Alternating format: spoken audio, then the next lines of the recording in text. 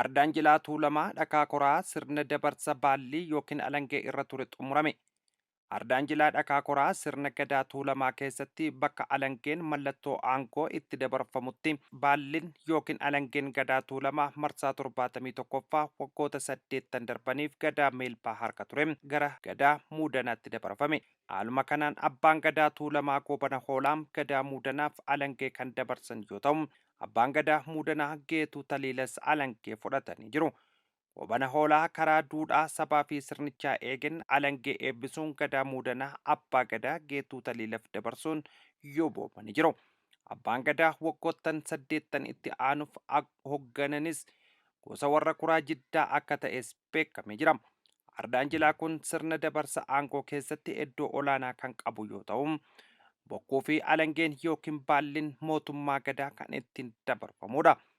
Sirna dabarsa aangoo kun mallattoolee mootummaa gadaa kanneen akka bokkuu fi baallii alangee waliin gaggeeffamuun mootummaan nagaa, seeraa fi tokkummaa hawaasaa calaqqisiisa. Sirna gadaa mootummaa dimokiraatawaa Oromoo jaarraa hedduuf tajaajilaa ture keessaa tokko yoo ta'u, bara 2016tti yuuniskootti dhaala aadaa addunyaa hin mul'anne keessatti galmaa'ee jira.